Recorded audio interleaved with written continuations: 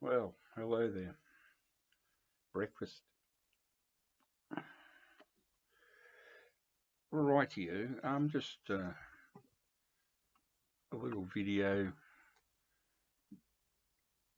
just going through my records a minute ago, and I thought, oh yeah, of course. The big bands in the '60s out of Sydney were number one was the Easy Beats, Billy Thorpe and the Aztecs. Um, big, I'm talking big guns. And then in third place, well, actually in second place, in my opinion, were Ray Brown and the Whispers. He was a local boy from Hurstville, not very far from where I grew up. Great voice, fantastic backing group, the Whispers. Really, really good. Like, along with Normie Rowe, who was the pop star of 1965 in Australia, a Melbourne boy, his backing band, the Playboys, were also extremely good musicians. They went on to become Quin- uh, a famous prog band. Can't think of it at the moment. R.I.P. Black Sheep was Progression, something like that. They were called Procession, maybe Procession. They went on to be a very very, very well respected prog band, starting with a name like the Playboys, for Christ's sake. From what I've looked at, I can tell there's about five bands, one in Australia, one in the US, one in the UK, all with Playboys. Oh, yeah. I can understand why, they're boys that play. Haha, funny. But this is all about what words can make or break. I'm sorry, I just got to have a bit more breakfast. I'm actually lying. I've been up for hours. This is lunch. I haven't had anything else. It's me backy. This is what 60 years of cigarette smoking does.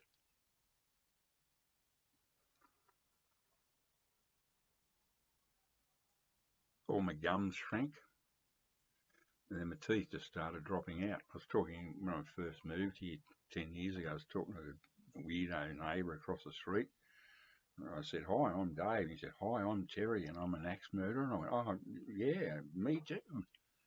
And as I was talking to his wife one day, like these um, inbred and hillbilly meth heads lived next door to him, and we were having a chat. And as I was talking to her, one of my canines, this one literally just fell out on the footpath, and she's just going, "Yeah, baby." So, I'm sorry for anyone in the northern hemisphere if they're going to be suffering through cold and snow.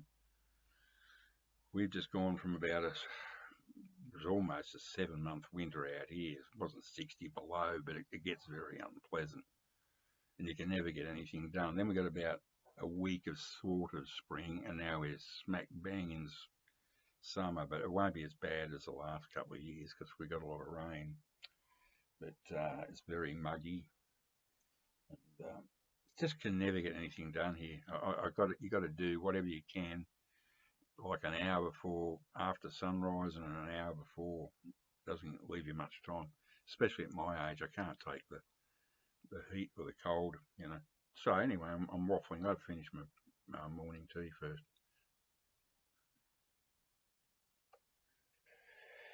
Yeah, so Ray Brown, the Whispers, they had a string, half a dozen hits, big ones in Sydney anyway. See, back in the '60s, bands were localised. So Ray Brown was huge in Sydney and unheard of in Melbourne. Normie Rowe was a breakthrough in that he was popular all over Australia, and they put out great singles. Don't be mistaken by the name Normie Rowe and the Playboys.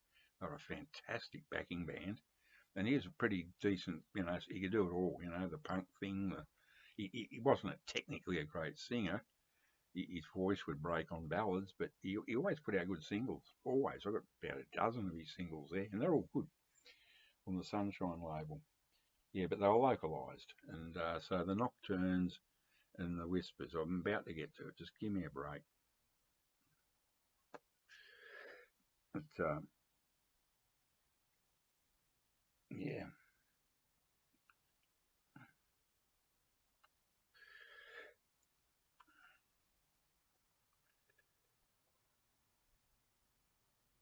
okie dokie. Now I found this out here in this shithole a couple of years ago at a fete. And as soon as I saw the lead on label #1, which is was formed by Lee Gordon, an American entrepreneur that came out to Australia. He backed Johnny O'Keefe, Australia's first rock and roll star of the 50s. And then he started to put out his own label, and he had some Billy Thorpe and the Aztecs, uh, Ray Brown and the Whispers, Johnny O'Keefe, quite a lot. And he pissed off. He came out from New York, I think, for a few years here, and then he went off to London and he died of a drug overdose in 1964. Very sad, very sad. So the name Lead On, very clever play on words. Lee Gordon, see, Lee Gordon, Lead On. I've always liked this label. This is just one of the variants. This is the sort of pinky one, which I quite like. Now, this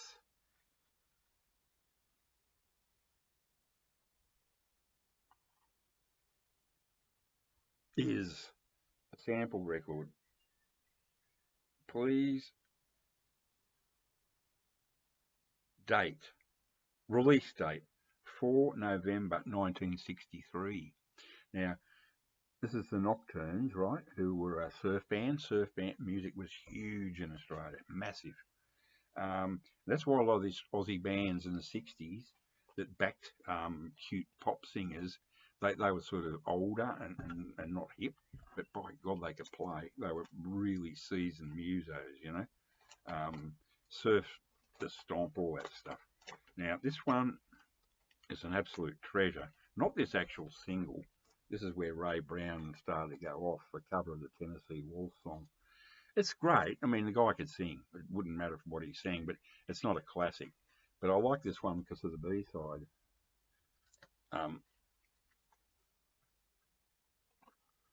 This is in stunning condition. I am what I am, and credited to Unknown. And what I also love about this is the incredibly rare bag it came in. Festival celebrating decimal, going over to decimal currency when we went from pounds, shillings, and pence to dollars and cents. So this is just a real time capsule. You know, it's such a groovy. These plastic bags are fantastic. They've stood. This is 50 years old, going towards 60. Look at that. You know, they stand up much better than those paper bags. They protect the record. Beautiful. So I've just shown them. Now, what this is all about is, I am waffling, is that it's an unfortunate names they chose for bands in those days, like the Playboys, you know. But whenever I hear the name, whenever I think of this name, sale, Riptide by the Nocturnes, to me, I think of nocturnal emissions, you know, like I didn't have many of those because I was so busy playing them myself during every minute of the day. There was no chance of a nocturnal emission at night because it was all spent, if you know what I mean. Girls, put your fingers in your ears. Oh, too late. Sorry about that. Yeah, the Nocturnes. So I think, whoa, what a awful name. You know, nocturnal emissions. Oof. And then they come up with, then the Nocturnes joined Ray Brown and became Ray Brown and the Whispers. Well, unfortunately, I just don't know why they chose that name. There was nothing quiet about this group. They rocked hard. They didn't do ballads, you know. Well, if they did, like the Tennessee Waltz song, they had demolished it. It was no longer a ballad. But unfortunately, in the 70s, there was a feminine hygiene product that came out in Australia called Whispers. So every time You think of Ray Brown and the Whispers, you think of a feminine hygiene product, and every time you say, but did you know the band was originally called the Nocturnes? Ah, dear, oh dear. 10 minutes and 12 seconds. Every